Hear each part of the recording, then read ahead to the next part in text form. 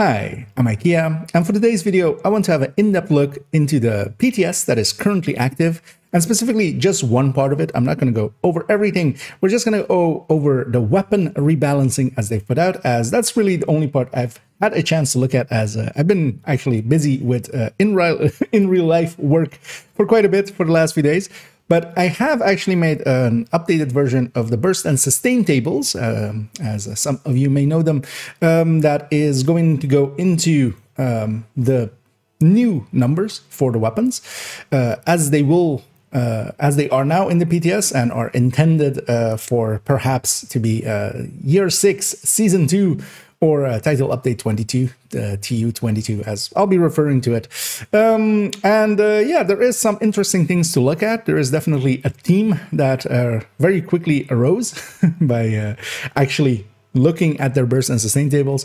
Also, there is some issues that I kind of want to discuss, as well as a few things are a little bit OP, and by a little bit, I mean a lot, and all of them are exotics. I'm hoping already as well that is maybe a thing that they left for Phase 2 to fix, maybe. But I want to, of course, address all of those things. We're going to go over these, and we're going to go weapon type by weapon type, as we generally do. And again, this is not going to be over the entire PTS. We're just kind of sticking to weapons here. I will definitely do my thoughts on the PTS in the future. But honestly, at this point, I have really only made these and kind of made sure that these are right, and really have not even played at all yet. So I have no opinion on those yet, but I'm going to form one. We still have the entirety of 2 days for me to play around in PTS. So yeah, let's go get started. And let's start by discussing where actually this exists. It will, of course, be linked down below, but I've already put it in my burst and sustain tables folder, if you're familiar with that, where a lot of the other files exist that I've made for current game. It is labeled PTS TU22 Phase 1, so yeah, you can't miss it. And it is actually based, and we should actually make note of that I'm basing this basically on the pictures that they put out with the numbers. I copied them from here for all of the normal weapons, and then for the exotics, I copied them from in-game because they weren't per se available from here, although a lot of the base damages do carry over and such. But if there is any errors here, in comparison to the in-game, I haven't completely checked yet. I will do so in the coming days, but haven't done so yet. But I wanted to kind of get this video out, so we're jumping the gun a little bit on that. But I'm assuming that most of the numbers are correct, although there was one somewhat funny one here with for the Carbine 7, although we already know it is basically that one is duplicate there, but yeah, all of the other weapons are around the 50k mark, and then the Carbine Zone was shown here to be around 500k almost. So basically an order of magnitude above the rest. Yeah, that doesn't seem to be the case in the game, so we're fine. And of course, this as well. This is PTS Phase 1, implying a Phase 2 and maybe even a Phase 3 in the future. Not everything here is set in stone. That is always the case with PTS. As much as people go like they never listen to us, no, they definitely do. A lot of things change between phases. A lot of things will change between all of the PTSs together, and even the full game when it goes in there. Nothing is final. Everything is preliminary. So do keep that in mind.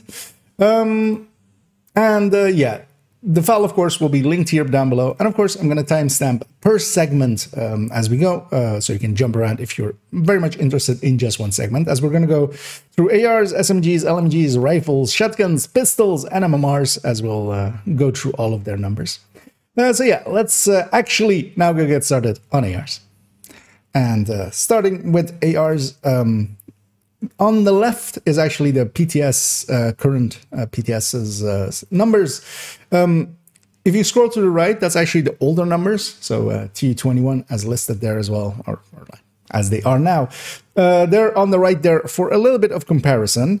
We are, of course, going to zoom in a little bit, so we won't see them there, but at some points I might reference some of those things. We'll try to scroll and get them.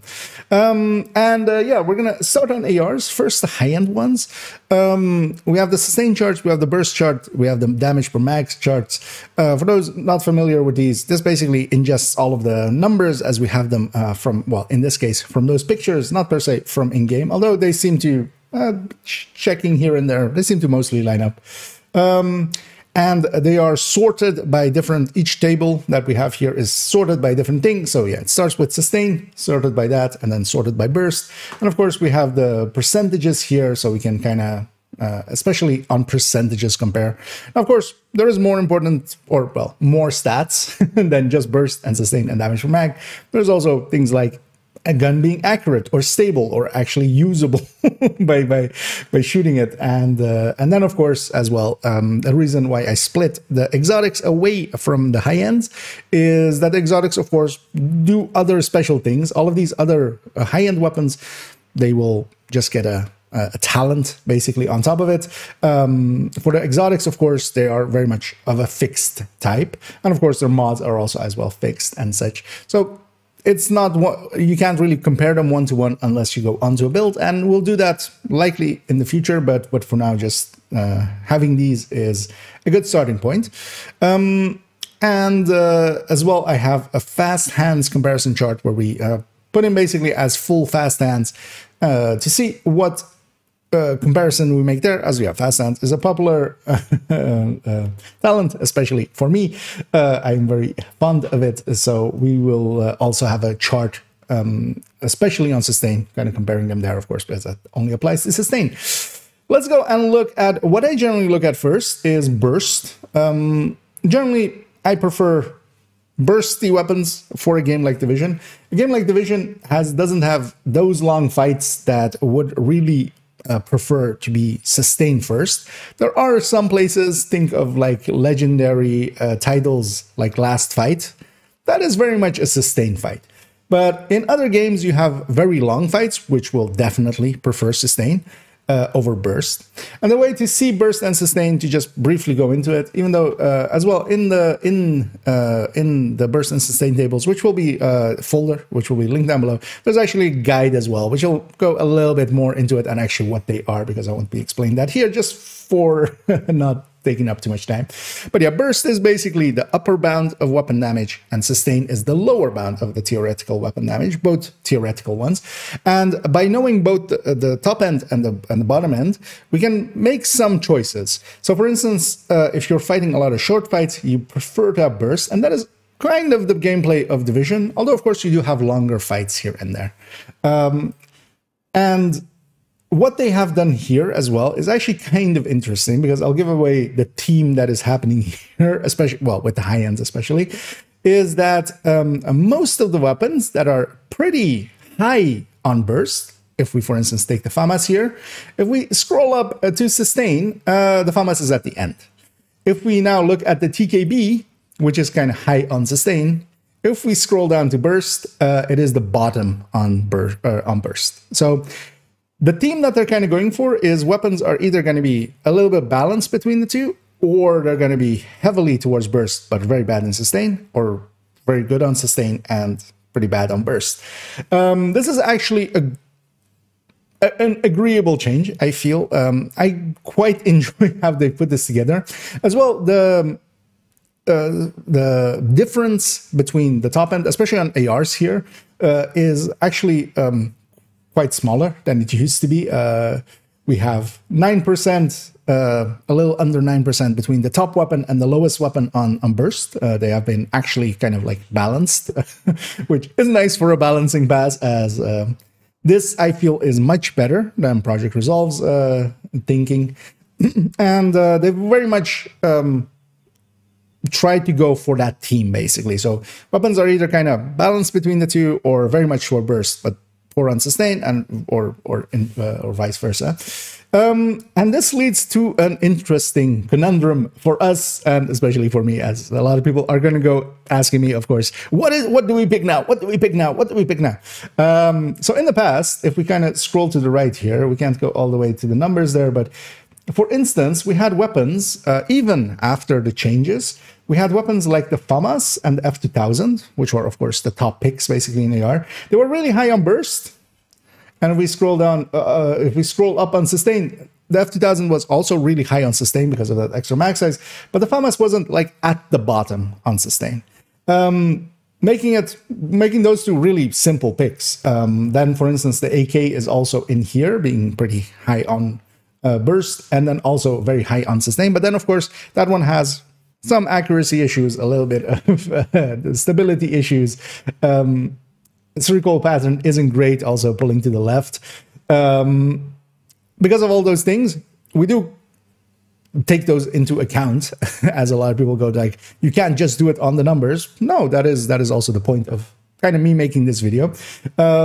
You have to also put in experience with the weapon, with its recoil pattern, with its accuracy and stability. And you should do that. And that's also why you can't just go off the numbers, but the numbers are a very important part of the story. You can't go without the numbers, definitely as well. That leads to bad conclusions as well. So you're better off with the numbers and then the experience on top, instead of just trying to do it with experience, because we kind of know how that falls out and really bad choices get made. Now, let's actually get to the analyzing after that long story of what this actually is and what it kind of is looking at. And there are no real, like, full-on standouts. So one of the ones that is kind of high on both burst and sustain is the Honey Badger. We're losing that one mod, of course, but that's kind of fine. The F2000, for instance, even though it's the top one, and it is like a % ahead on burst, it is dropping, it is kind of landing then behind the Honey Badger. And this is the repeating thing here. So FAMAS is still going to be pretty good, especially with fast hands, I feel. We'll look at the fast hands charts in a minute. But of course, as well, fast hands got a reduction from 4% per sec to 3% per sec, so it's less effective than it used to be. And then we see basically just a big blob here, especially once we kind of get past the FAMAS. We have this from this 9668 all the way down here is kind of like a 3% range. And that is pretty impressive. Like a lot of these weapons in this mid tier, they're also kind of up here, kind of spread around. There is one standout, although I should say, and that is the AUG, but I'm not sure if this is intended or not. We'll have to kind of see. The AUG, even though it's low on burst and low on sustain, one of the things that is the gaze, although actually it's not that low on sustain because it has it as the only weapon has a much higher ammo count than the rest, which is 42 base, making for 62 with this mag size, with the plus 20 mag, where every other weapon is 50, and of course the fall is 40. Is this intended, or is this just an oversight? Because as well, they're buffing very much the invisible hands talent. It is going from 12% to 22%. Those two things combined will make the invisible hand the best gun at the current time of the high ends. 22% rate of fire is insane to me. that and the Heartbreaker changes are very much standouts of me of like bad choices, together with the exotics, as we'll look at in a second. It should not go into the game as a 22%. If you even want to buff it, even taking it to 15% to match with normal flatline, that is already making it one of the best weapons, especially if this stays as a 62. It is, of course, very inaccurate. It is very unstable. It is an unwieldy weapon to use, but it will likely be one of the better ones, and it is good enough to use, especially, for instance, with 15% off of strikers or heartbreakers as it kind of stands. But yeah, there is no like real high standouts in here, although we can definitely recommend a few of the weapons. Honey Badger comes to mind, the F2000 comes to mind, the CTAR as well, even though it is landing pretty low here, for instance, on sustain. It is high on burst, but then it's very accurate. It is one of the most wieldable weapons, although it is losing that very fast reload that it had, so it doesn't have that anymore. That's the reason actually it's down here as well. But it is a very accurate weapon. I would say from the weapons here, it is the first like really easy weapon to use. The Fall as well, but the Fall has even a bigger kick than the CTAR. And we kind of see then the mid tiers of here, the M4, which is kind of at the bottom, towards the bottom of the sustain, but it is kind of still balanced because they're not that far apart anymore. This very much feels actually that they're kind of putting everything close together, and some things being better for burst, some things being better for sustain, which actually I very much like for just the balance of the game. If we look at the damage per mag, it is actually, this part hasn't changed much. Of course, the AUG is going to win just because of that 62 round magazine for its damage per mag. But nothing is an outlier here either anymore. The CTAR actually having been moved up with its base damage, because keep in mind, like, this base damage used to be very low, especially compared to the FAMAS, which I'm trying to find. But yeah, now it's basically just a little bit behind the FAMAS, even though the FAMAS got a bump up, of course, as well. So it is actually looking pretty good, especially on the ARs.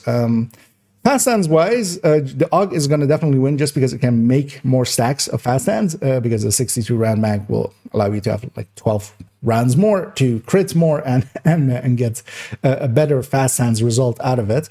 But actually, we see, of course, all of the weapons that are kind of the worst on a reload kind of getting a little bit of a bump up.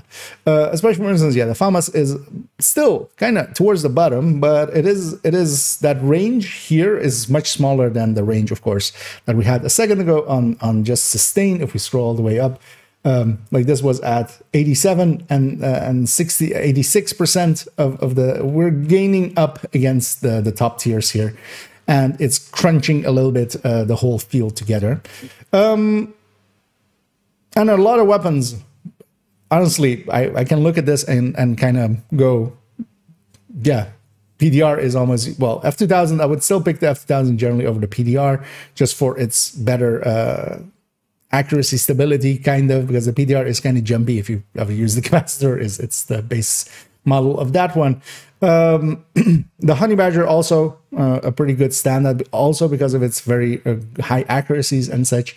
And nothing is really, I feel, very left behind, because even though we have some weapons here that are still towards the lower end of the burst side, they have other things going for them, because even the AKs that are pretty low there are pretty high up on the sustain, and they of course have better damage per mag, allowing for longer sustained fire, or well, doing more damage per mag, literally.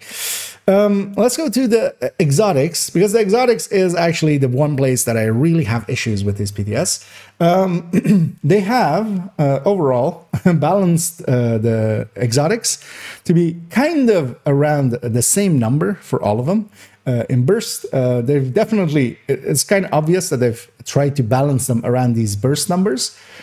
That leads to some issues though, because first of all, if we compare what these base bursts are to other weapons, of course, and then kind of consider as well that some weapons, because even though, for instance, Elmo has gotten a little bit of a decrease from 20 crit chance and 20 crit damage to 15 crit chance, 15 crit damage, this is still higher on its base with mods than these weapons. These weapons, of course, can have a damage talent on top. But so does the Chameleon. The Chameleon is one of the biggest damage talents that exists, honestly. So in the previous, or in the current version of the game, the Chameleon is basically 20% behind on burst, around 25% behind on sustain. And then it makes up for that with its talent when it's active and jumps up a little bit above the rest, actually. This being at basically the same burst and kind of as well the same sustain, even though its sustain is still like 10-12% behind. That's a bit much for a weapon, because between these, keep in mind that the Strega, the Capacitor, and Chameleon actually have talents that will affect their damage. The Eagle Bearer and the Elmo don't have really, they have utility talents more than damage talents. Bighorn as well, it does have a damage talent. The Chameleon, being this number around this part with the damage talent, will push it above any other AR that can achieve it, especially as well. It can a reduction to its amount of the hits needed to trigger its talents. So this is kind of unacceptable. Now, I'm hoping this is just a phase 1 thing, because we're seeing this over and over and over and over again with exotics. So as well, for the capacitor used to be basically 10% behind everything else on burst and kind of on sustain. Actually, even a little bit more on sustain. And of course, it was already kind of one of the top picks the second you had 3 or more yellow cores. With these kind of numbers, even with 1 yellow core, likely it will be one of the most effective weapons to pick. The Strega as well, even though its talent is also a little bit more situational, we'll actually eventually talk about the Strega as well in when we actually do my thoughts on the PTS. But for now, it is safe to say that, yeah, it is a little bit overtuned because, again, it also has a very powerful damage talent.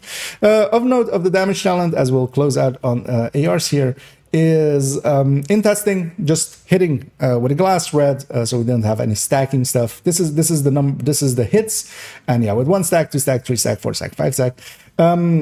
Per step, we can see if this was multiplicative to itself, so truly multiplicative, this would be 15% per step, because each step would be 15% above the other one. It isn't. So we can also see that versus the original, so the number that we have versus the original, it's going up by 15%, then 30%, then 45, then 60, then 75. It is additive to itself. It is, and then a separate multiplier, so multiplicative to other things. Just because I've seen that already kind of be said wrong. Yeah, let's move on to SMGs as a brief continuation of ARs, actually, before we move on, as this is kind of a future version of iKia, who has been made aware that, yeah, I messed up on some of the stats of the Bighorn in that list. That was putting the Bighorn at the bottom there. No, it turns out that the RPM is 800 on the Bighorn, which I'd gotten wrong. This changes quite a bit on the analysis. Talked about a second ago, especially moving the Bighorn up quite a bit. Now, of course, this kind of is needed because the Bighorn as well has no crit chance. Crit damage, of course, has a lot of headshot-based numbers, but as well, just on bases again with this thing, its burst being as high as it is, and its sustain as well being kind of top tier compared to especially as well all of the high ends. Kind of puts it in the overtuned category before even talent comes into play. So again, one more of these where it seems to be balanced around no talents, when, yeah, these weapons have quite powerful talents. Especially, yeah, again, the Bighorn, the Strega, the Capacitor, and the Chameleon all have very powerful damage-based talents. Of course, like the Eagle Bearer and the Elmo have more... yeah, they have talents much more aligned with utility, more so than just pure damage. Yeah, the little bit high. So yeah, let's go back to where we were intending to go. And let's move on to the SMGs, and we'll go a little bit faster, as of course in the AR section I took the time to explain a bunch of things as well, as we kind of need to understand these, or to at least, you know, see where I'm coming from. And yeah, we have the sustained burst and damage per mag, and again, fast stance comparison for the SMGs here. In the SMGs, I want to point this one out first. There is one standout, and it's in a bad way. The MB7, this is like, for instance, one of the few weapons that I found that is actually poorly implemented now. Now, of course, it was one of the top weapons. They've moved it, though, to be one of the lowest burst.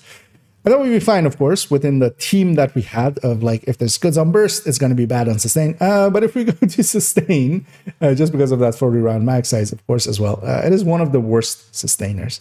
And then as well, on damage per mag, it is like the third worst, also because of that mag size. So it's bad at everything. This is the thing that, of course, with a few weapons, we had that last season. Like, for instance, if you scroll a little bit to the right, what we had very much so is that the standouts were the Banshee and the MP7 especially. They were really high on burst. They were pretty high on sustain. They had good enough accuracy and damage per mag to not get in their way, and that's why we recommended them. So this was the easy ones last, or well, current season or at the current time. In this PTS, yeah, there is no like clear winners, and I kind of like that actually. This makes, again, this basically the entirety of the top of this burst part, together with everything in the mid tier that is kind of shared with above being in the mid tier. You can just basically take your pick.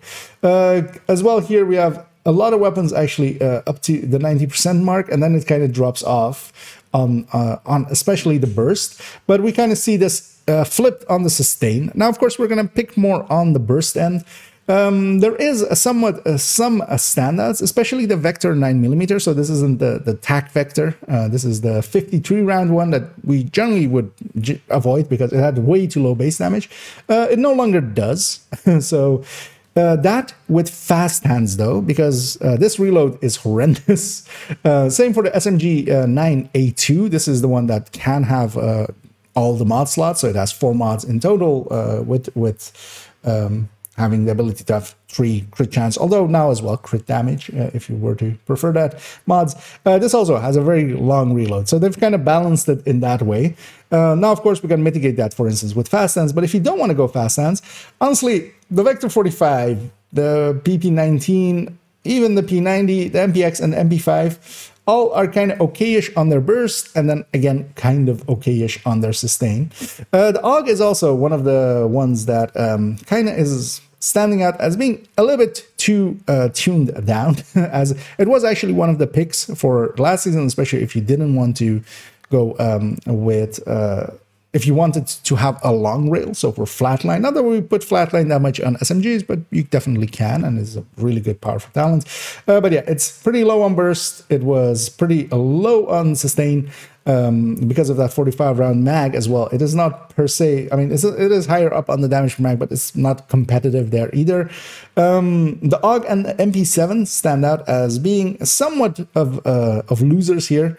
Now, the Banshee as well has actually been pushed down a lot on its burst, but it still actually can compete a little bit on the sustain, but we still wouldn't pick this. The fights where this would overtake a weapon above it, we don't have in Division that much. You're not going to fight for 8 minutes or such, the way that in some games you would shoot a singular thing for minutes upon minutes for like a boss fight or something. We just don't have those kind of fights in Division. But from here, yeah, I would definitely say the Vector 9mm and the SMG 9A2. Now, you might be wondering, why not some of these other ones? Well, first of all, some of them are, of course, with less mod slots. That is a loss in crit chance. Crit chance is much more of a premium now with the changes to Cheska and such. And because of that, yeah, losing mods is going to cost you pretty quickly. Although between, for instance, here, the SMG 9A2 and the 9, there is actually a big enough gap in their bases that you could maybe choose to do so. We need to, of course, check this on build, which I haven't done yet. We'll do that in the future, as we'll put them again on builds and kind of compare them that way, because that is actually the way to compare them. But of course, that takes time, and I haven't done that yet. So we'll come back to those in the future, but we can already kind of, the Vector 9mm, the SMG 9A2, the Vector 45 as well, for if you need a long rail weapon, even though it is a little bit lower on the sustain charts, it is still good enough for that task, because its burst is good enough. And yeah, just the MP7 and the AUG kind of stand out here, where we didn't have that in the AR category of just pure like losers, so to say. We do have that here. The AUG and MP7 kind of maybe need a bump up, because yeah, they really don't do anything that well. Because for instance as well, here the lowest on the burst bringing up the back of the UMP, that at least has a decent sustain. And of course, it is one of the higher damage per mag weapons, just because that is like, it is a slow firing, hard hitting weapon. So it's going to, of course, be a little bit higher on that. Let's go to the exotics here. Now, of course, there's been a lot to say about the Ouroboros, our dear Oreo. Did we finally kick the habit of dipping our Oreos in milk? No. The Oreo was so much ahead, like when they also had it there with it losing 10% rate of fire, it losing 10 rounds from its magazine. It is still the Burst King. It is no longer as well the Sustain King next to it because its sustain has dropped significantly. That's what happens when you have to reload 10 rounds earlier. Of course, as well, its reload actually has gone up a little bit. And yeah, that altogether kind of means that it isn't as powerful as it used to be, but it is still one of the top picks because it still beats most of these weapons outright with the damage challenge. And of course, most of the damage challenges that we have, like Obliterate or Optimist or Strained, they are conditional. You don't have perfect uptime on them. Even something like Flatline, which would be a 15% to these weapons, costs you a crit chance or a crit chance or crit damage mod in the future, as those have been normalized to be 5 and 10 now, so you can pick between them.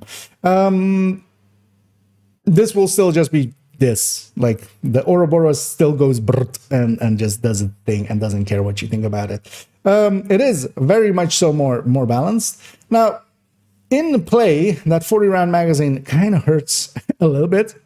But you still, it is still, when you kind of play with it, you still notice that it is one of the more powerful weapons, as this is the one weapon that I kind of played with a little bit. A Backfire going a little bit higher, and of course its talent is getting changed to getting to 100 stacks now instead of 200, and each stack is now 2. So it's basically getting the same amount of bursts, or well, the same amount of damage on its top end. It's just reaching it so much faster in 100 rounds, and of course it's stacking up faster as well, doing more of its damage. It is of course still kind of in that same ballpark, although you guys won't be able to see it here as I'm scrolling to the right. But yeah, it used to be basically in the 750 range. It's now in the 722 range of burst. So it is kind of losing towards its old version. And of course, it needs a build. So that kind of eats into it, because you need to either just take the hit and just bleed, or of course what most of us do is actually make builds for it. That comes at a cost, and yeah, we'll kind of have to see on a build again and kind of play, because it still does drop off after those 10 seconds. That is actually much more of the issue. Now, of course, though, you're stacking up so much faster, so it makes up for it a little bit, but I definitely want to play around with it, and it is an interesting one. Chatterbox is kind of getting to be around the same numbers that it used to be. It was a 620. Actually, it's losing quite a bit to going to 550, but in comparison to the other exotics, it's kind of staying in the same percentages. It's going down by almost the same as the Ouroboros did. But of course, now its talent is 25% per stack instead of the 20 that it was. So now with 4 stacks, you have the same the RPM increase as 5 stacks, and of course you can have a 5th stack on top. That is big, but I've seen some people tout Chatterbox as the pick. Not from this list, because also in a second we'll see some of the LMGs. Like looking at it holistically, no, the Chameleon, for instance, in its current incarnation is much better than this. Chatterbox is always a little conditional. It doesn't really work well for you in groups. It is kind of dependent on the difficulty and kind of what you're doing. It works really well against territory controls. It's a lot worse against public executions, where you have a lot more elites and you're not getting that, you're not killing everything in half of a mag. But in territory controls, it's all reds and purples. Then yes, the conditionality there does hurt this. I kind of feel I apparently need to point that out. Lately, that's kind of staying in kind of the area that it was. It's not really getting any changes to it. So, well, it's not getting any changes to it. So it's still back there. Although actually, it's getting a crit chance mod increase, but that doesn't help it that much. Not enough to catch up. Yeah, let's move on to LMGs. As we get to the LMGs, kind of the same story again. This is the song of TU22, is that it's Thanos did a snap. All things are balanced as they should be. Again, there is no hard pick, like simple pick as we used to have. If we kind of scroll to the right, when we looked at the old burst and sustain tables, the RPK, the infantry MG5, the L86, all of them kind of stood out, especially as well because they kept up even on their sustain, and especially if we kind of looked at their fast hand sustain as is down here. They were easy picks. They were really high on burst. They had no like horrendous attributes to them, and made for easy pickings. No longer the case again. We have things like the MG5 with one mod less, especially here as well. Keep in mind that this rate of fire and this P in between the brackets, in all of the big box LMGs, you can either put a rate of fire mag or the pouch from Gunner. The rate of fire mag adds 5% rate of fire, and this is actually the thing that you should generally do with the GR9. Whenever I see a GR9 or a Stoner, the Stoner you shouldn't have picked currently. In the future as well, you shouldn't pick it still because it's still missing a mod basically, as it has a stability muzzle that you can't replace. You shouldn't take them to 250 rounds, especially like the way that most people would use them. With steady-handed, 200 rounds is enough. You would rather have the 5% rate of fire. But of course, on something like an MG5 that is 50 rounds, you really don't want that one. So even though this one is in here for, you know, practical purposes to have everything be with both, we're not really going to look at the infantry or the MG5, the normal MG5, with the rate of fire max, because there'll just be 50 rounds. That's not enough as well to like stack up fast stands or anything like that to meaningful levels. Now, the infantry MG5 with a PMAG, as we'll start here, basically, all of these are, of course, kind of first off with the rate of fire mag. The one that stands in them is the MG5, not the infantry one, with being decently high up there on its burst. This is actually one of the ones that is kind of a pick. Now, of course, we do get with the infantry MG5, the chance to have one more crit chance or crit damage mod, basically one more mod slot. But the difference between them isn't big enough for us to not pick this MG5, because this is, of course, kind of a 4% difference between them with both of the pouch ones. That is not enough to be made up with just one mod slot difference. So the one standout here kind of is the MG5 with pouch, not the infantry one. But then, of course, you're kind of locking yourself into fast stands. Whereas, for instance, with the MT49, even though they have kind of a horrendous reload with 511 as this gun up, and of course, our favorite brand there, we wouldn't as well kind of use them with rate of fire, because this would be quite empty, quite fast, and then you would hit this reload. Again, with the pouch, they go down quite a bit, and they're kind of down there. But this one as well is well usable. Even the infantry MG5, I wouldn't per se, the RPK and L86, even though they're kind of there on burst, they're very low on just sustain if they were to be without fast hands.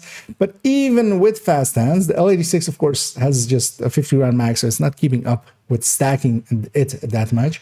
But the RPK also lost quite a bit of its rounds. And yeah, I mean, well, it actually lost 5 rounds. It's not that big, but it's still a loss of 5 rounds, and it is dropping down because of that. One of the things with the LMGs, of course, we can actually stack fast hands to kind of full.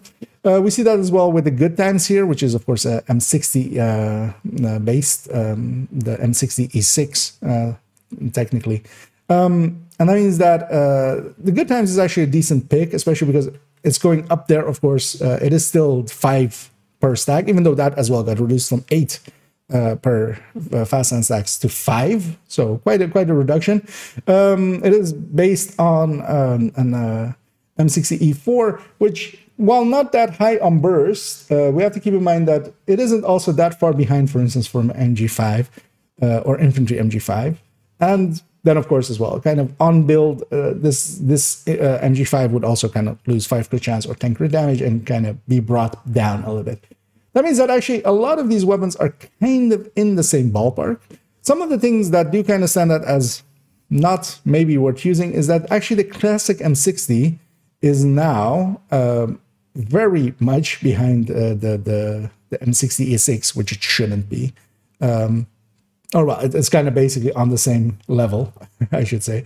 But it should be much ahead, actually. That's the point I'm trying to make. As basically a same gap as the infantry MG5 to the MG5, that same gap should be here because we're losing a mod here as well. So this isn't fair on it. This could stand to go a little bit higher just to be in level with them. The Negev looking pretty good as well. And honestly, the HK9 and the Stoner, they were, well, the Stoner you generally wouldn't use. You still wouldn't because the GR9 is now actually pulled down to be in the same ballpark as the Stoner, especially. Because the Stoner used to be like really at the back. It was really bringing up the rear by a lot. Now the GR9 is kind of packed in with it. And yeah, with steady-handed, you can make use of it. But then as well, you would kind of pick the GR9 over it because the GR9 is a little bit higher on burst, even though the sustain here on the Stoner is kind of stacked up as the same. It is actually losing a mod, even though I'm not showing that here. It's a weird one. It does have that mod slot, but it's filled in with a 20 stability mod, which you can't change. And yeah, I would still pick the GR9 over it because the GR9 does have a few percent more, but then as well, when you're doing steady-handed things, your burst basically becomes your sustain. That is the point of it. Let's go to the exotics here as well, and this is the one where actually it is a little bit egregious, and this one is the one that I'm hoping is just placeholder. We see that actually the Pestilence, the Bullet King, the Blue Screen, and the Iron Lung are all within 4% of each other. Also, if we just take this burst number, 572 of the Pestilence, or even the 570, or 750 of the 750K of the Bullet King. If we scrolled up a little bit, that's kind of on par with a rate of fire MG5, which is of course like a weapon you would never use that way. Like even if we compare it like to an MG5 with a pouch, it's higher than it. Now of course these get to have a damage talent on top, but so does the Pestilence basically. Because those ticks that happen, we can kind of include that in our damage. That is more than generally, like once you kind of get it going, especially now with the faster rate of fire, even though the ticks, one of the things to point out with the Pestilence is they reduced its base damage and increased its RPM. They kind of did the same thing, but not in the talent end of what happened to the backfire. We now have it stacking faster, but its cap is a lot lower. And I mean, quite a bit, because yeah, it used to be around 60K base. Yeah, so actually where is the Pestilence?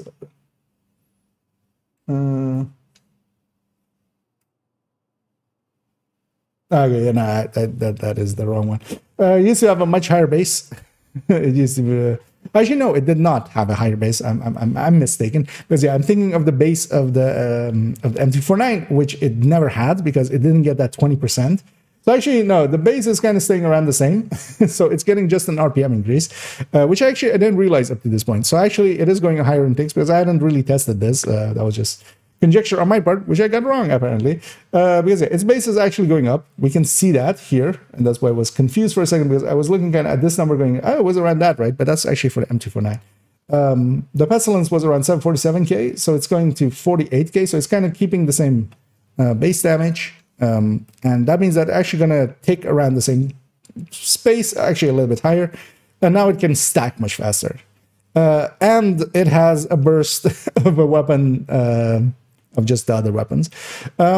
Again, with these should be tuned a little bit behind some of the other weapons, especially if they have the damage talent that really affects them well, so that the damage talent kind of goes over it, kind of like the Chameleon. The Pestilence here is very much overtuned.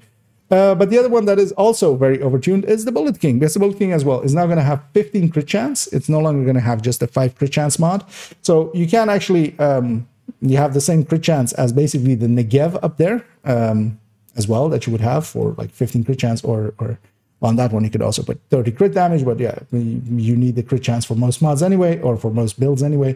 If we kind of look at even a rate of fire, Negev, as I try to find it, rate of fire there, with a 100 round mag, it is less than the Bullet King.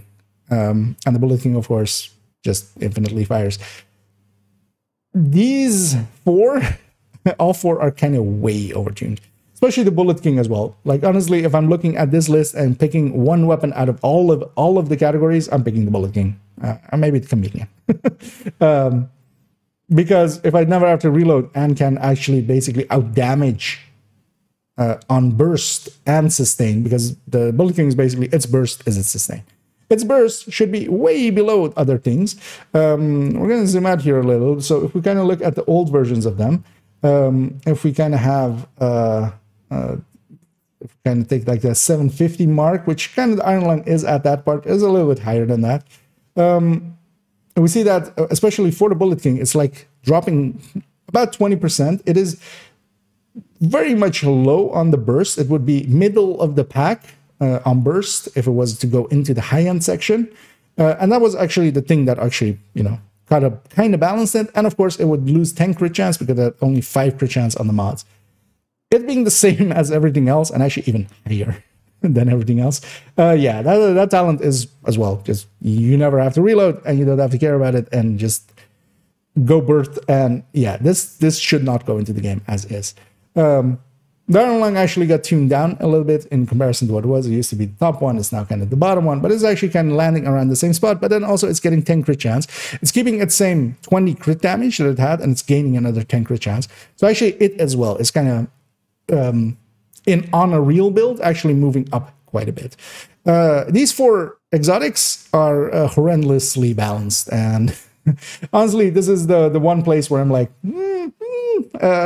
although as we talked about with a lot of the exotics, the Chameleon as well and stuff, and we see again as well, they're kind of balanced around their burst, which they shouldn't be. They have talents on top, talents that can outdo most other things, most high-end talents that we have. Under sustain, though, we see, of course, yeah, like the burst of the Bullet King is its sustain.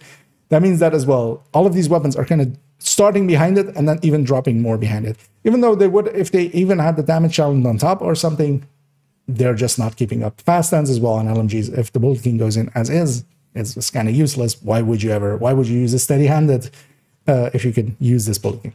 So I'm just hoping this is a phase 1 thing, but yeah, I definitely want to pull attention to these as yeah, they bad, dude.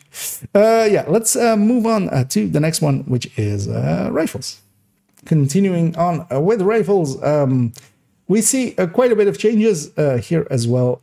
One of the ones I want to point out right away, the 1886 is getting actually a base of 429,880. This is a little bit odd because if we kind of, we're going to jump ahead a little bit, spoiler warning for the MMR part, 429 would put it, yeah, basically at 4th spot in MMRs. Now, of course, it can't have a scope. It doesn't have those attachment slots. It is 8 rounds fixed. But I'm curious what led them to choose to do this. Because, yeah, there's just a buff kind of to headhunters, to all of those, which seems a little weird because also part of one of the oddities of all of this rebalancing is that they are not really touching headhunter determined. With them changing a lot of other stuff and leaving that one untouched, I'm kind of pessimistic that it will actually lead to much change because a lot of people run headhunter determines. They are just as powerful as they kind of were. Of course, the MMRs are getting kind of changed, but the White Death is kind of going back into that slot. We'll talk it when we get to the MMRs, but yeah, it's a little bit odd as well, giving what is in effect a buff to determines to run 1886s, because especially on determined, this with headhunter kind of works well because you don't have to aim anyway. That buff as well is getting carried over to the Diamondback. Further though, for those unaware, all of the rifles, well, not all of the rifles, a large majority of the rifles are going to go to being basically full auto. So if you're holding down the mouse button, they will continuously fire. The exceptions are the 1886, the M16A2, because that was a burst fire, of course, so that'll kind of still be a 3-round burst, and the Merciless, and that was it, I think, and the Diamondback, of course, being 1886. Most of these other ones are now, well, all the other ones are just auto fire as long as you hold the button down. That's, of course, a big change to them. That's also, they've been rebalanced kind of down. The entire rifle category has been moved down a little bit, and that had to happen, basically, because otherwise they would be kind of too good. They are still pretty good, competitive, I would say, just first analysis. They're basically slower firing ARs. When you're using them in this way as well, when you're just kind of firing them out without having to keep clicking, it is actually a lot easier to keep them on target because you're not doing two things with the same hand at the same time. And that helps a lot as well to kind of keep them on target. They are, of course, not as accurate for sustained fire as ARs would be, for instance, or even SMGs. It is kind of harder to keep them on target. They have a kick, but of course they have one benefit, and that is that they hit hard per round, and that helps a lot with ammo conservation. Although, of course, the ammo pool for rifles is like 500, where for ARs is 900 something with a full watch. You can definitely use them as a secondary for kind of like ammo conservation purposes. In this category, it's kind of the same. We have a bunch of weapons like the classic M1A and the M1A CQB. And also as well, I should point out that now the M1A CQB and the SOCOM M1A are finally, again, the same base damage. So they can be combined again, which helps me a lot. That's also why we have one weapon missing in comparison, or it would seem missing versus there. That's because, yeah, the M1A CQB and the SOCOM M1A have once again been kind of combined into the one weapon that they should have been. The SOCOM M1A always had, since, well, not always, since TU10, it didn't get the buff that the M1A CQB did, and it should have gotten as well. As actually, the M1A CQB is the worst version of these two, as the M1A CQB is actually a little bit better in either accuracy or stability. I don't remember off the top of my head. But yeah, they've been combined together again, so that's cool. The M1A CQB and all of the M1As, of course, with that 15-round magazine, they've also had increased, a little bit changes to the reload. They're kind of landing, of course, at the bottom if we're looking at them just on sustain. But of course, there's some of the top bursters. Do you want to reload this much? They also don't have enough magazine size to kind of do fast hands things with them because you can't get enough stacks of fast hands.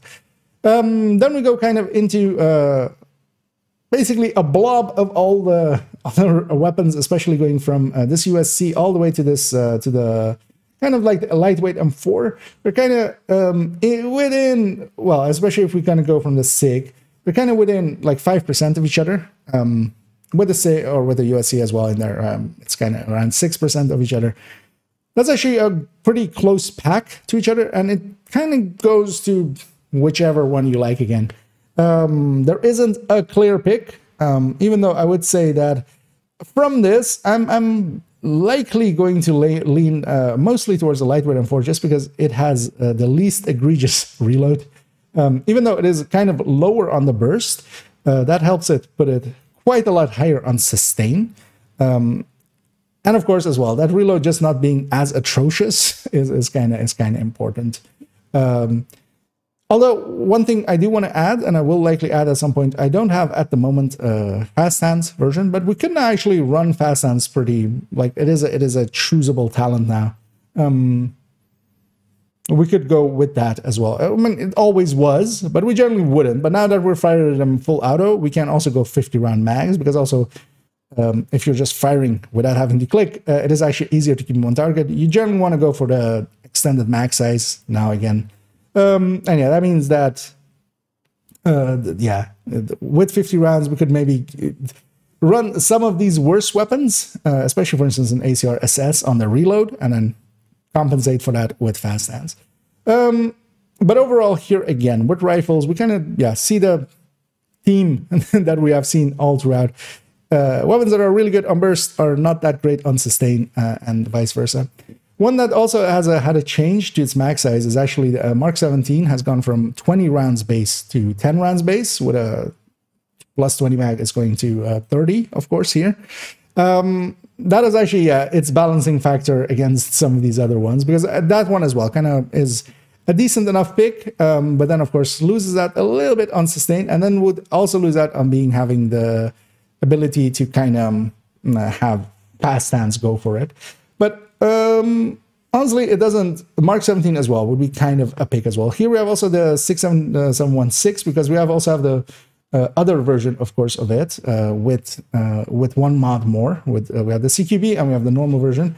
Here, though, my guess would be that the difference isn't big enough. It's a 3.67 at least. We're comparing, well, when we're comparing to the 1886, but they're like in a 3% difference of them. That will likely not be enough to overcome that extra crit chance / crit damage mod that the SICK could have. So likely this will actually be on par or above it. But yeah, having just barely messed around with it, I can see a AR plus rifle combo becoming something I will gravitate towards. As well, all of the rifles have had changes to their optimal. We also no longer have that, like for instance, the MDR used to have a very low optimal. Same for some of the others. All of them are kind of now decent rifle optimals. That will actually be a good maybe choice, especially of course as we're getting kind of a range-based gameplay with the next season with their global modifiers and such. If we're going to go to the exotics now, also I would like to point out, if you're wondering why these other lists are kind of empty, generally I would have them with big mags and not big mags. Generally, I don't think now that they're full auto that we'll kind of use most of them without the extended mag, because you could put in a stability mag in the past. That's one thing I used to do a lot. But actually, when you're full auto firing them, that kind of helps actually already with keeping the recoil, because the recoil is much more consistent, and of course you're not clicking with the same hand that you're recoil compensating, so that helps a lot. One thing I might do is one of the changes as well that we'll have to likely do a whole in-depth look into is now we don't have just the plus 20 mag with the minus 10 reload. We also now have a plus 15 mag without a reload deficiency to it. So you don't lose that 10% reload. Which is better? I have no idea. I'll have an in-depth look into it at some point. I'm very curious because some of these reloads are quite high. Now, of course, these reloads, especially with the big mags, I'm taking the numbers from in-game generally, and that does mean that we have basically the plus 10 from the watch, and then we're losing that plus 10 with the minus 10 of that mag. You could have a little bit faster reload speeds if you go with that 15-round mag. Is that worth it? I'd be curious, actually. We need to kind of analyze that fully, but that'll come in the future. Yeah, let's go to the exotics. We have Diamondback, actually, of course, with that new base as well as it gets carried over. Also, yeah, the 1886 has now gotten the same 8 rounds that the Diamondback received last season, so that has also gone up for it. The Diamondback looks really good. Here again, we kind of see outside of the Ravenous, which actually hasn't had any changes to it, all of the other weapons are kind of, again, balanced within it like a 10% margin, which to me is just a little off. The Diamondback looks actually a little bit too good, even though it actually as well doesn't really lose on the sustain, because it is kind of middle of the pack when we look at the sustain charts there. The Diamondback seems a little bit overtuned for the talent that it has. Same again for the Dr. Home. While it doesn't have a damage talent, its utility talent is really good. Now, of course, actually the Dr. Home is a little bit down balanced because it's getting the stats from the M1A CQB. Or SOCOM, actually, or CQB. Actually, CQB, it looks more like a CQB. It's still a little bit overtuned. Merciless is not getting the full auto treatment because, of course, it has the trigger mechanic that it has. So that's fine. The Vindicator, though, being just 10% behind now, the Vindicator used to be, if we kind of go back to the last one, it was kind of tuned at quite around like 680. Now it is a little bit lower on its base as well. All of the rifles were, but in comparison to a lot of these rifles, because if we take that same 650 and kind of go look upstairs, 650 is putting it in in like this middle of the pack that we were kind of talking about, with a lot of the weapons that you could pick, with some of them being better on sustain, some others on burst. This Vindicator is coming in here with a much better talent than you can have on any weapon. So of course, even getting a buff from 40 to 60%, this Vindicator is way overtuned. Same like the Chameleon. It should be quite a bit further behind other weapons, especially the high ends, so that in the same way as it used to be, it is not in the middle of the pack, because here it used to be a 680, and that puts it like pretty low in the pack in comparison to like the burst numbers that we used to have. Now it's kind of in the middle of the pack, and then it has a really good talent on top. I mean, well, it's not the best talent, but it is, damage purposes wise, you can't get the same out of like Boomerang or some such. Ravenous as well has gone full auto. I've seen some reports of it currently not working correctly and only counting one of the pellets hitting. I haven't done any of my own testing with it, but numbers-wise, yeah, Ravenous looks kind of good, because also now if you can just hold down the mouse button and fire and then swap shoulders continuously, that makes it a lot easier in use. Yeah, let's move on to the next ones, which is going to be shotguns. And continuing on with shotguns, which are getting some love now, as even with Project Resolve, we did not get any changes to shotguns or pistols. They're definitely touching them now, and they're touching them all over. We have a lot of changes coming in through here. We see the same theme again, where weapons that are kind of low on burst kind of land a little bit higher on sustain. If we kind of look at the M870 being the lowest there, and then like kind of a little bit higher, and for instance as well, it's named Brethren in the Calibre. We have weapons like the Rock and Roll receiving a reduction in their reload speed. They're playing a lot with reload speed here as well, and some of them are kind of a lot in differences. Here though, we can actually pick a general pick. We used to have always the 612 as a general pick. It used to be good enough on burst, really good on sustain, because it had a really short reload. It was also the base for the Scorpio, that like just slamming a mag in a reload that we had with that. That's no longer the case anymore for our dear 612. It is actually a pretty slow reload. Overall though, this SASG as the general pick seems kind of there as just a run and gun shotgun, especially of course Tsunami, negating this long reload with pummel, with perfect pummel, 2 kills, getting your mag back. You have 7 rounds to do it. Just get her done. That definitely already was a decent pick in the past as well. Now it is likely one of the better ones. We of course have 2 above it. We don't really look at those. The double barrel shotgun and the sawed-off double barrel, their mag size basically of just 2, which isn't really a mag. Their barrel size of 2, or well, barrel number of 2.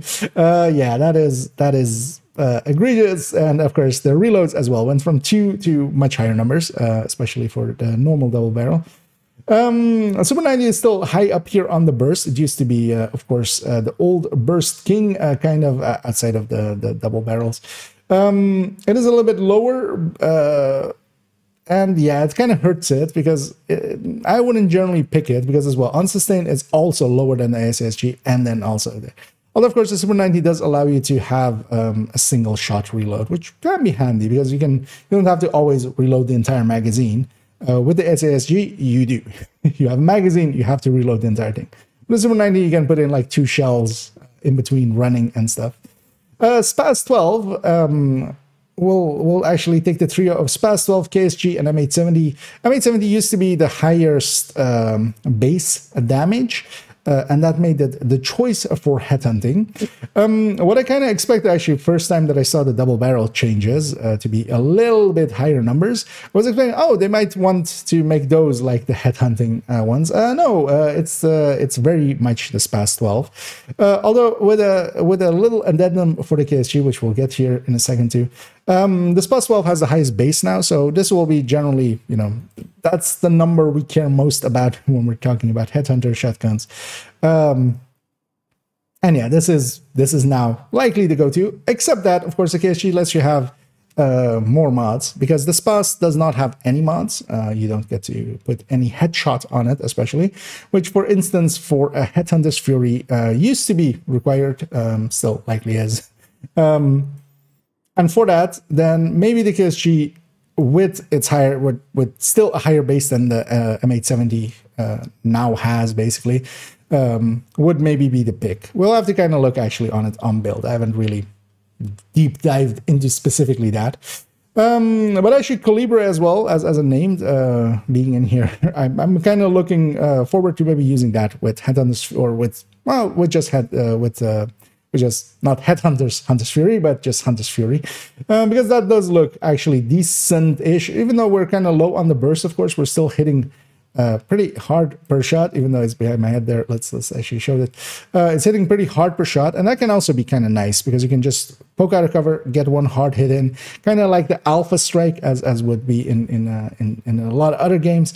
And you still keep up on sustain, just because, yeah, it has now 50 to its reload, even though its reload has been kind of increased, I believe, with the M870. It's still, yeah, it actually helps quite a bit there. Of course, as well, for this, I should make fast hands stables, because already quite a while ago, fast hands got made per pellet, although I'm not sure if that was intentional.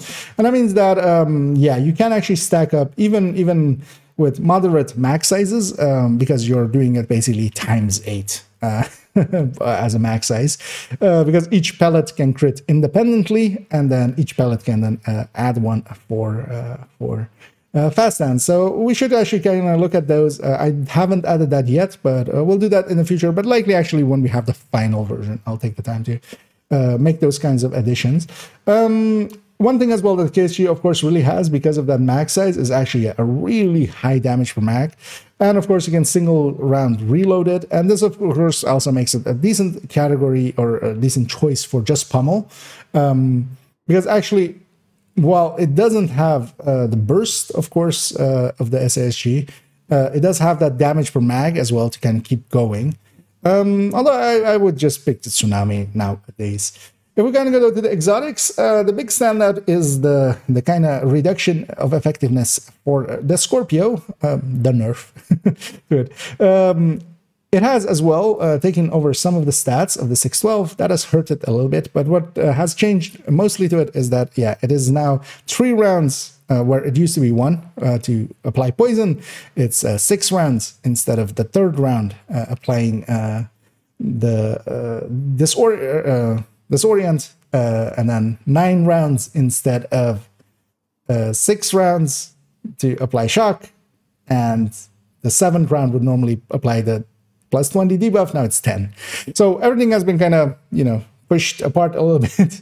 Yeah, we can no longer make the joke of these are the rounds of the Scorpio. The 6th one will shock you. It's now the 9th one. One important thing about the 9th one and the 10th one, that's of course after a reload. And that's after a longer reload than it used to be. So yeah, you kind of have to make that happen in that way, or in the places where those things are important. Like for instance, Boomer. I feel everybody is kind of nowadays doing the Boomer strats with Scorpio, with shocking him with the Scorpio. Might be time to move to Shocker Punch or something, or just time it better and just have that reload kind of land correctly. The reload is still, of course, more than enough time to actually get the 10 rounds on target. Sweet Dreams actually getting quite a big buff by its brethren in the SPUS getting a buff. Still, of course, yeah, talent-wise, not a great pick, but actually it is not too horrendous, especially on its kind of burst and sustain, kind of landing, of course, on the same numbers as the SPUS 12. But of course, here you're gonna have an open talent. Would I pick this? Not really. Overlord as well. Still kind of looking bad, but as well. The Overlord, its issue was not that it had bad damage or anything. It was just the talent is kind of useless. Sweet Dreams, though, at least can be somewhat useful if used correctly, because, yeah, an instant kill on a purple is still faster than shooting them, kind of, or, well, close to instant. But yeah, here the standout is definitely the SASG 12s, especially the Tsunami, of course. Rock and Roll and ACSs, even though they have a longer reload now, we'll still use them for instance, stacking on Heartbreaker or Striker. That'll still be relevant, and that reload being that much longer shouldn't be that relevant because you just put it away. Or we will lean more towards Pommel ACSs maybe instead of Rock and Rolls. And yeah, the Headhunter is basically going to SPAS 12, although the KSG might actually be a competitor as well, especially for Headhunter's Fury, where I think you still need a few mods, if I remember correctly, to reach the 150 mark for Headhunter that you would need. Yeah, let's move on to pistols. And moving on to the pistols, which also hadn't received much love in recent ages, as yeah, they haven't been changed for quite a while. Here again, same theme. Some of the things, especially if we kind of look outside of the revolvers and kind of like the slow firing ones, the more kind of auto firing ones, although of course the pistols have not received the same treatment as we have gotten with rifles where they auto fire. You still have to click per round, but yeah, they've moved around a bunch of stuff, and actually some of this I kind of need to calculate on a build actually to kind of make sense of it fully, because we do have a few picks that are within those ranges where, while they have less mods or less crit chance or such, they might still be actually preferable picks. One that comes to mind instantly is this M1911, now at the top of the burst, but this is of course that M1911 that doesn't have any crit chance. So with these, or well, you can't put any crit chance on it. There's no mod slots where crit chance go in. The mag size, of course, if it has an alternate mag size, that's just going to be reflected in there if you can put a mag into the magazine slot, because all of them will have the largest magazine that they can. Some of these weapons, of course, cannot have basically, now this would be nowadays 5 crit chance or 5 crit damage, or instead of 5 crit chance or 5 crit damage, it would be 5 crit chance or 10 crit damage. So it's kind of balanced. You can kind of pick between the two. But this is, of course, still showing it in the old way. Then if we kind of look like between that and then the M45, we're losing 10% on the base, basically, or 10% overall on burst, but for 20 more crit chance. The 20 more crit chance is going to overcome it, but also as well, would you really actually try to hit 20 crit chance? Because now you could actually put 15 crit chance on it, or 10, because yeah, actually one of the modules on pistol underbarrel is generally 10 crit chance, so you can either go 10 or 20. You might actually go for 10 and then kind of match kind of your main weapon. So for instance, if it's paired with a F2000, because otherwise, of course, if you're over critting, it's not really worth it. So yeah, there's actually some interesting ones. And again, here we have the same thing. So first of all, let's actually discuss Headhunter. Let's get that out of the way. 586. The 586 has the highest base now. And because of that, it will actually be the general pick. Headshot is not really per se an issue for it having less mods, because generally as well, pistols have 100 base. So with the watch, they have 100 base. So you will hit that 150 requirement for the increase in Headhunter. But yeah, the 586 is looking to be the highest one. The D50 is getting pushed down. The Deceroses can actually as well be a decent choices, especially the normal Deceros where the base is high enough, but then also you can have actually an underbarrel that is 10 headshot. But I would generally as well pick the 586. Also, all of these handle a lot better than D50, so I'm kind of looking forward to it. I'm very much not a fan of the D50, as a lot of people that watch my stream know. So yeah, this 586 is looking to be that role. For general use, though, we're still, of course, going to pick the, even though the card 45 is kind of dropping down way low on the burst there, but as well, here we kind of see that while it is kind of low on the burst table there, the card 45, yeah, there. It's kind of higher on the sustain. This is, again, kind of the team just rolling through all of this. If it's good on burst, it's likely to be a little bit worse on sustain and the other way around. But generally, I feel any of the weapons here, especially once we kind of start getting into the weapons that can have all of the mod slots. So the M45, the X45s here as well, and the custom P45, the card 45, and yeah, actually those kind of all have kind of the maxed out mods, and I think between them there's like not too big of a gap, because especially if we kind of look at them, they're kind of in this like 4 or 5% of each other, with the 6% for the card. But of course the card with the TDI card custom, we're doing special things with it where we have that extra skill tier, so that will always have a role anyway outside of like just its burst or sustain, just for getting that skill tier, for doing hive stuff with it. But personally, I'm gonna generally gravitate, I think, towards the M45s as a general pick. You don't give up. They're kind of midway on the burst. They're kind of midway in the sustain, but they're kind of the highest burster, with that being the first one with having all of the mod slots available, so that you can have the full complement of mods on it.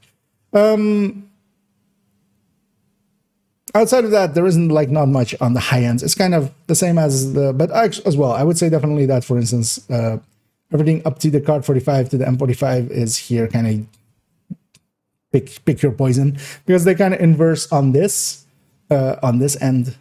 Basically, the card 45 is up there, and then it kind of drops down to the M45 here. So any of those, I would definitely say is kind of, it's definitely, I feel here again, kind of take your pick. Whichever one kind of takes more of your fancy, it's kind of all fine. They're also, while it is a decent gap between them, especially once we kind of get to outside of the revolvers, the gap actually in burst isn't that big, so you can kind of pick your poison. We go to the exotics here. The exotics actually here are the one place where it doesn't seem very overtuned. Regulars actually did not receive any changes. It is what it was, and it does what it did, and it will continue to do what it do. Liberty, Busy Bee, and Mosquito did get changes just because of their bases getting changed a little bit. Mosquito, of course, is going to become one of those tools that we will, in group play, very much use, the way they're intending it now to be the replacement, basically, for Sledge, to do it with the pistol. That, of course, costs you your exotic slot to make that bonus happen. But I could see a lot of people, or well, a lot of teams especially, running a Mosquito or two, and just, you know, getting by with high-end weapons in the other two slots. Busy Little Bee still also doing what it always kind of did. But I feel actually with Busy Little Bee, with Mosquito getting the changes, I feel what we used to do with Busy Little Bee, or the few places that we would use it, I would now just pick a Mosquito. Although, of course, Busy Little Bee has a much higher cap, and you can do shenanigans with it that you can't do elsewhere. Liberty is still kind of sitting in that kind of just in the middle. It is definitely one that you can kind of use. Now, though, it used to have a higher base than the 50. It is now lower. Now, we would sometimes, some people would use the Liberty as just a headhunting pistol. I wouldn't do that anymore. A 5.86, or well, definitely, of course, the Regulus is the go-to for that. But honestly, as well, a 5.86 now, because keep in mind that the gap is kind of not as big, especially with not as bad of a weapon. Because the D50 felt much worse than the Regulus. But of course, the Regulus is still the king of headhunting. It is way higher than 5.86 still on base. Yeah, let's go to the last one, which is MMRs. And we're moving on to MMRs. And yeah, this list is kind of ordered differently. As you may see here, we're kind of sorting by base. We're not looking at burst and sustain DPSs, even though we do have those charts down here for the weapons now that now are auto-firing, because the SVD, the SOCOM, and the G28 and their exotics are all now auto-firing, even though you can, with SVD, you kind of can if you put a lot of accuracy mods on it. The other two are, the bloom is so wide the full auto fire is impractical unless your build is really set up to have a ton of weapon handling. And once you set up for a ton of weapon handling, you're going to kind of lose effectiveness, of course, of damage. You would need more weapon handling than just, you know, just hot shot would provide you, basically. And then, of course, for instance, yeah, you still have to deal with them kind of, yeah, blooming and then kind of pulling up way hard. But let's first look actually on the bases. So The thing that has, of course, changed is they've altered a lot of the base damages and as well a lot of the reloads, and that will actually matter a little bit later on in the exotics especially. Model 700 is getting pushed down. It is still the top base here. Keep in mind as well that some of the weapons, as they have here the +5 weapon damage here listed, some weapons have an integral mag, so not a magazine that you can replace. Those are allowed to have that +5 weapon damage mod that we have in that slot. That takes their base up a tiny bit compared to the magazine-based ones where you can, with the detachable magazines. So yeah, that doesn't matter here, and we're including that here as well. That's what that +5 weapon damage means. The Model 700, though, is not far enough ahead of the classic M44 carbine for the White Death, because this, of course, the named version of the classic M44 is the White Death. The White Death has a much higher headshot base. That will overtake this less than 2% difference between them. White Death is generally going to be the pick again. That's going to be the one that I'm going to put on my headhunters. Again, we'll have to go and get White Deaths again. Although I can craft them. Actually, I have the Descent blueprints, but we'll go farming for them because I enjoy the game and I enjoy playing it. The Hunting M44 is right behind it, but of course, yeah, you wouldn't pick the base version of the classic M44, so you wouldn't also pick the Hunting M44. One that is then in the fourth spot is the Custom M44. This is the first one, though, that does have a detachable magazine. So you do get the magazine reload, and you get to have the 10-round magazine as well with that. So that could now then be what we kind of have the SR1 kind of for, a weapon that is much more easy to use, especially if you're not having, for instance, hotshot reload for you, if you're doing ninja bike things, if you're doing other things which prevent you from having the full hotshot do the reload for you, or you're just bad at shooting, because we're going to go back down to 5 rounds again to hit those 3 in a row. The Custom M44 is likely the pick at that point. Then we get a bunch of weapons that I wouldn't basically pick anymore, either the M700 Carbon or Tactical, nor the SRS, nor the SR1 anymore, even though I very much enjoyed the time that SR1 as a top. Overall, I would say that maybe what they should do is put the Custom M44, the M700 Carbon, the M700 Tactical, the SRS A1, the SRS Covert, and the SR1 just all on the same base. Just make them all exactly the same base. Then it doesn't really matter for a headhunter. The other balancing factors that they have is that some of them have a little bit more mag size, but then, for instance, the SR1 is a little bit more actually accurate than the rest and stable compared to some of them. And then maybe play around with either their, because their reloads here actually as well kind of would be a factor to maybe balance them around. One standout here is, though, is this 563 on the SRS. We'll see that again in the Mantis. This is a really high reload for a weapon that has a magazine. And honestly, doing the reload on your character, it looks as if your character is just sleepy and just taking their time to reload that magazine, because we're not in a hurry. It just looks odd, almost. Because that can still be used as a, and yeah, honestly, the tactical true rate was kind of at the bottom of the barrel. It still is, even though it is a little bit more, it is a lot more stable. It is a lot more accurate.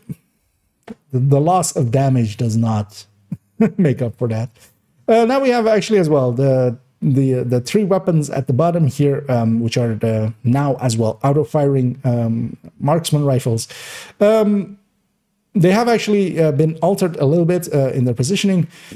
We see that actually, let's go look at them in burst and sustain. And we see that actually still the burst king among them, as much as we can talk about that, is basically still the SVD. Now, of course, mag size wise, we have them here as well with either, if it says BM, that is with the big mag, which of course increases the magazine size, which does not affect burst. That's why also all of these weapons, the big mag and the normal one is kind of in the same spot. because that only affects the sustain, but it is actually quite handy, of course, to increase that mag size. But of course, the G28 and the SOCOM go to much higher caps, to 40 instead of that 15 that the SVD does. And then we see that in return then in the sustain, because yeah, well, this is, the SVD can kind of outburst them if we were to use it in that fashion, which we kind of can as well, because aces as well is, well, I mean, we can apply it to rifles now. I could actually see an SVD plus rifle combo for aces. But then yeah, the SVDs drop actually pretty low on the sustain, even though that the 15 round one is still actually competitive with if you don't have an extended mag on the SOCOM. But then once you have an extended mag on the SOCOM, it overtakes it completely, of course. Will we use them in this way? I'm not sure. I'll likely play around a little bit with them and kind of have that go into my thoughts on the PTS video. Now, let's go to the exotics here. Nemesis was not touched at all. It is kind of what it always was. It does, of course, Nemesis things where it has a base that is unmatched and can put out shots that no other weapon really can. The Mantis got the SRS's nerfs, basically, both to base, but also to reload. This is actually the reload that kind of really hurts me a little bit. And that is that, yeah, we have a really long reload on the Mantis now. I would hope actually that this gets reduced by a little bit, because, yeah, you only have 7 rounds, you're reloading here and there, and this reload feels much more like an LMG reload. It also kind of looks much more like an LMG reload now than it used to. It's almost killing the Mantis, I feel. But this is still, again, then I hope that they basically did not do the exotics yet, and they're going to give them a full pass on the second phase. Sacrum and Dread Edict, yeah, they're also what they always kind of used to be. They're getting the bases from the other weapons. The Sacrum as well. Actually, the G28 push got a reduction in fire rate and went up in base damage. That does help the Sacrum a little bit, but not enough. Neither of these two are just general picks that we do anyway. Dread Edict fits always well with aces, but aces now moving to rifles much more likely than it used to. Kind of is kind of a death knell to it as well. But yeah, that Mantis one is kind of hurts, and this is actually one of the exotics that I would say needs a tune up instead of a tune down, as we had with the other ones. So yeah, let's move on to a conclusion. And to conclude this, a very long video, yeah, we had to go into a lot of stuff. It's also why I wanted to do this separately and kind of upfront, as that's the data set that I kind of had at the ready. But of course, yeah, the lists as you saw them a second ago will be available. They're already out there, of course, as well in the burst and sustain tables, so you can just go find them. This did take a little bit of time to putting together, and but well worth it, because seeing them like this really showed me what the balance that they're going for is. And that is very much that they're putting kind of a mid-tier in there that is very much all-rounders, and then a little bit of bursters that are terrible at sustain, a little bit of sustainers that are bad at burst. Now, of course, sustainers that are bad at burst, we're just generally not going to pick. That division is not that game. But yeah, the bursters that are bad at sustain, we can kind of mitigate that a little bit with fast hands. So we'll generally pick a bunch of those. But also a bunch of weapons are just, yeah, like the mid-tiers where we can just pick them, put whatever talents we want on them. And actually, I feel that is a good balance. The few standouts, although though, are as we're passing them here, is the Banshee, which yeah, is kind of lost in the pack, and so very much more so its other top tier of current times, the MP7. I would hope that they still tune those up a little bit and yeah, kind of move those around. But then especially, yeah, the Bullet King and all of the LMG exotics, together with the Chameleon, together with the Bighorn and the Vindicator, are way overtuned. If their intention is to have this, I would not agree with the exotics, because what they're doing is now kind of giving us weapon diversity, very much so, I feel. In every category, there's several picks that I'm kind of like, yeah, either of these three instead of, generally just having the one or two. But then they're kind of breaking that with the exotics as they have them at the moment. I'm hoping this is just a phase 1 thing, and that they, in phase 2, actually go in and fix everything a little bit more to be in line with actually their talents, because that's the big deal. While they are somewhat balanced, except the LMGs are overtuned by the exotic LMGs by themselves. The rest of them are kind of only overtuned because it is a lack of consideration for their talent. So I hope they alter those. Otherwise, yeah, we'll be all running Bullet Kings and just a secondary just to support it. But I would hope that, yeah, when they're kind of taking out the Elmo and the Oreo, that they don't replace it with just Chameleons and the Bullet Kings. While some people might say that exotics should be better than high-ends, I would disagree. I feel they should be balanced with the high-ends alongside of them, and they should generally do something special. In a lot of cases, they do. Like, for instance, a thing like a Pestilence kind of shifts up your gameplay. Things like Iron Lung fits with certain builds, like Ongoing Directive, really well. Other exotics, like the Nemesis, can do special things just with the big booms that they have. I would much rather like that than them overall just being the better choice. So yeah, I hope you enjoyed this video. If you found it informative or helpful in any way, if you can, please do any and all of the algorithm things down below. We're gonna, as my next video, we're gonna, of course, likely move on to some more PTS stuff. I'm definitely also gonna do my thoughts on the PTS, but that is likely after the conclusion of the PTS, because I have a lot of testing to do, and I've honestly just mostly spent my time with these weapons and just getting this burst and sustain table together for now. Although, of course, I have 2 more days to kind of play around in the PTS. So yeah, well, we'll have that in the future, and of course as well the third part of the Improving Yourself video. So yeah, I hope you join me for those, and as always, have a good night.